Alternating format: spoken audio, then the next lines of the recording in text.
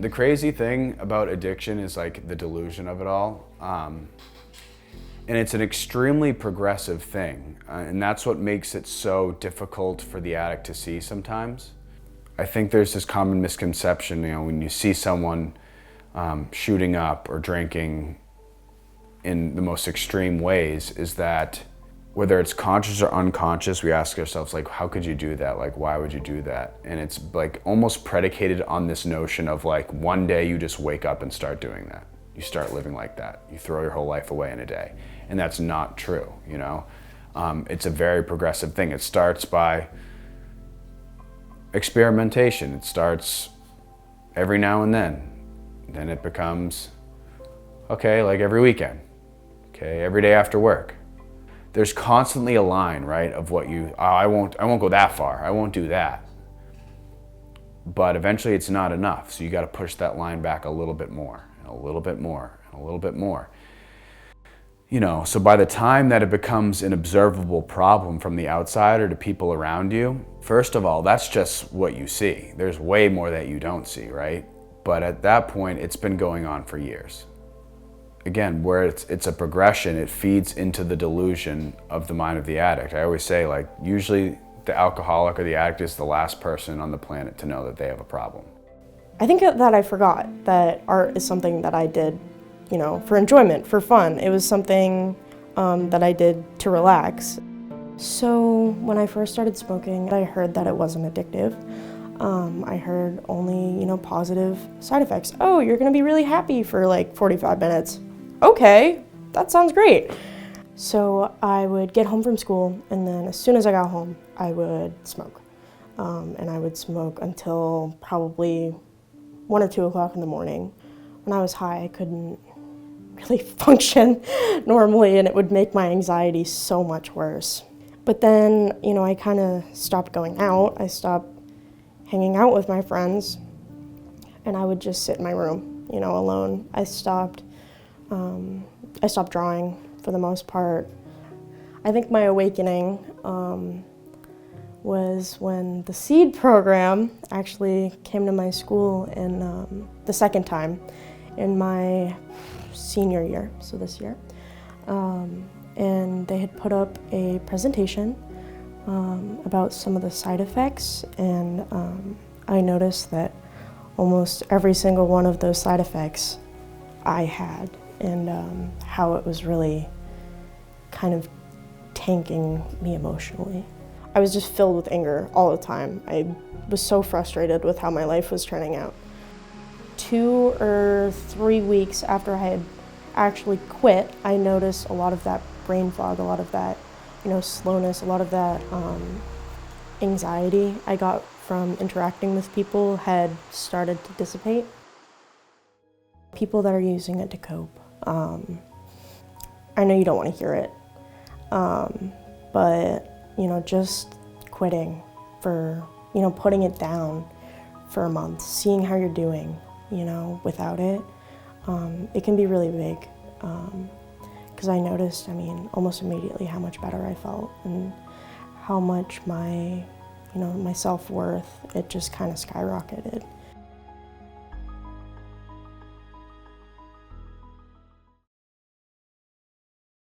I started smoking weed every day, and how early I was doing it in the day started creeping earlier and earlier and earlier, and then I was drinking as much as I possibly could. I tried to replace the drinking sometimes with smoking weed, but something had like flipped in my brain. I don't know what, but I just wasn't processing it the same. And whenever I'd smoke it, I'd become completely psychotic.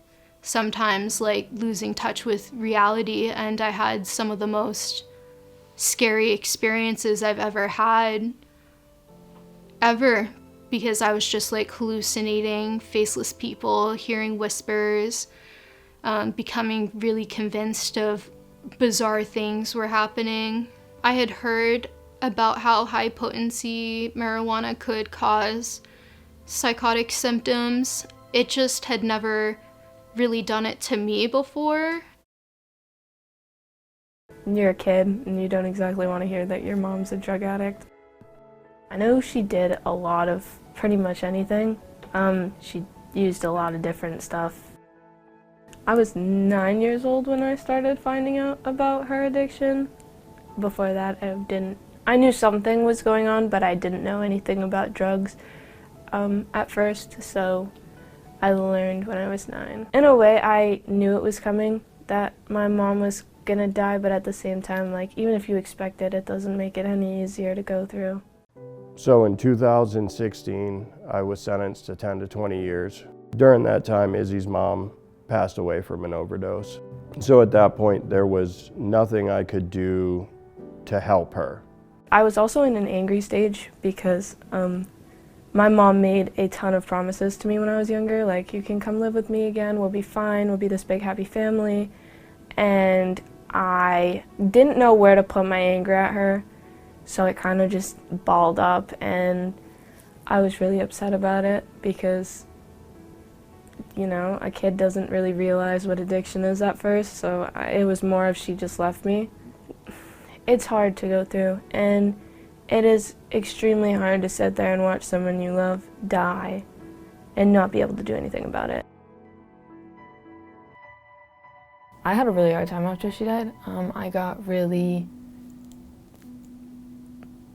depressed when she died, and I didn't really want to be here at all.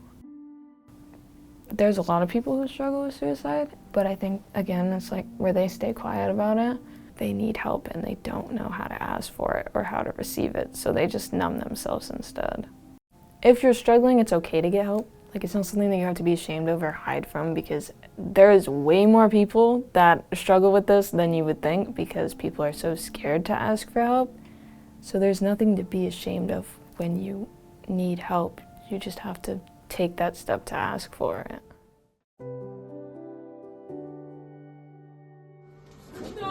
No way! When I heard the news, there was something that, I guess, snapped inside of me. I knew that it was time for a change, and I knew that things were going to be different. So I started diving into AA stuff. I started going to meetings. I started doing that type of stuff. When it came time for me to come home, I decided that instead of going home, I was going to go to sober living, because I felt like I needed to find recovery outside of prison, I guess. So I felt like I needed to be part of a community immediately. My main goal was to obviously rekindle my relationship with my daughter. My dad taught me that you don't have to be who everyone thinks that you're going to be. Like, you can be told your entire life that you're going to do nothing, you're good at nothing but being locked up, and then you can come out and you can change everything. Like, you don't have to live by the standards that people put on you. You don't have to fit in that box that people put you in. You can change everything and beat every odd, and then look at people and be like, see, I did it, even though you thought I couldn't. If you would have told me when I was that 11-year-old little girl that just lost her mom that I was going to be going to schools and talking to thousands of people, I would have told you that you were crazy, because I was not going to do that. And now here we are. I'm 19 years old, or almost 19 years old, and I go to schools all the time and talk to tons of people. Oh, it's completely changed you, 100%. She took the negative and turned it into a positive. CEDA has been really important in my life because it's helped me be able to honor my mom in a way that I couldn't do just on my own. Because every time I go somewhere and I talk about her, it's keeping her alive while helping other people, which is exactly what she would have wanted.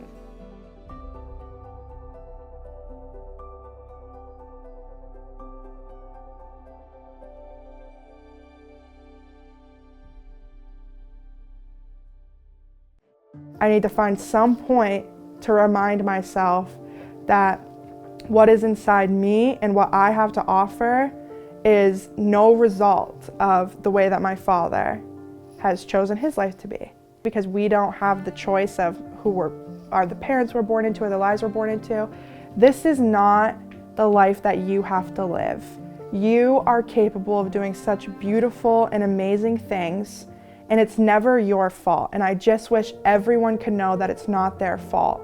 You do not have to be the result of what you've brought into, of what you've grown up, and you are not your mom, you are not your dad, you're not your sister, you're you, and you have the opportunity and you are fully capable of doing whatever you want to do. And I think that's really important.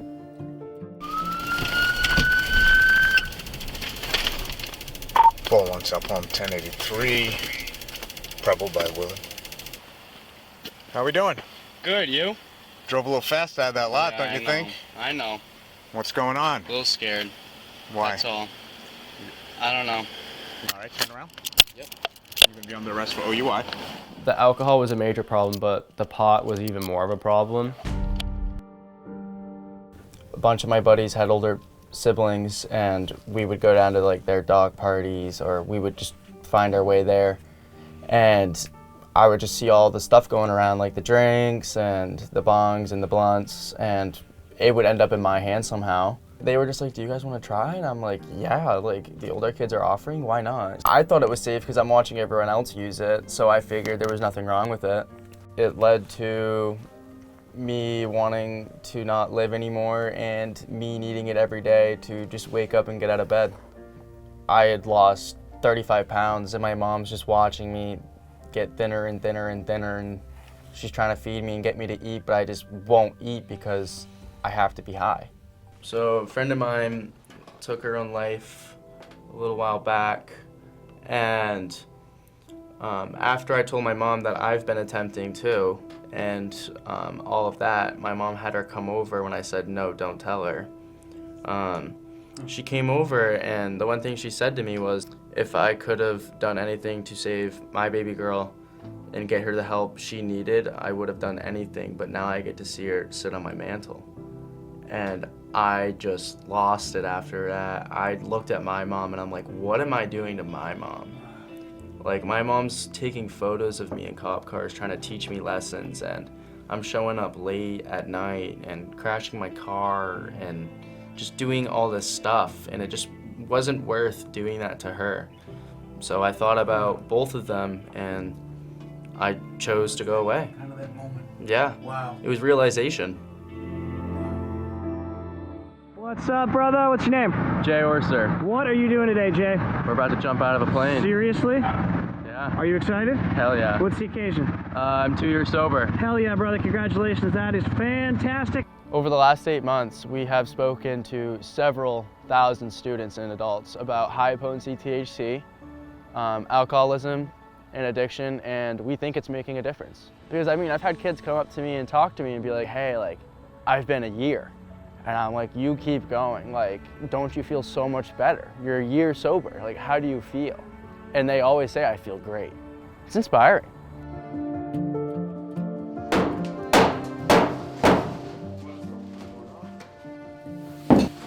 Life sober has definitely given me a lot more options. A lot more options and a lot more things that I am capable of doing now. I've been through a lot, I've done a lot, and I've seen a lot. I never thought I'd see the day that I turned 21. You know, I'm an adult. Every decision that I make is on me.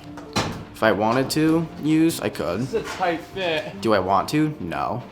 Being so dependent on a substance that makes you do something that you need to do 3 times a day, every single day for survival, I mean, that's quite insane. Being off of the brain pollution, you know, I'm more open-minded, willing to actually receive advice. What? Being off of nicotine. It's weird saying that. I never thought that would have been possible. Life is really exciting. I'm able to go to concerts and remember what I saw that night. About to go to Paris, visit my girlfriend. I'm very excited to be able to go make memories that I will remember. Definitely take a lot of photos and videos. Well, now kicking nicotine, I can be on a plane for 13 hours and not have to go through with those withdrawals or have to sneak into the bathroom to hit my vape or put a Zyn in. But thinking back now, I definitely probably would tell my 13-year-old self that you should definitely talk to someone on how you're feeling, instead of making your own decision on how you're gonna make yourself feel better.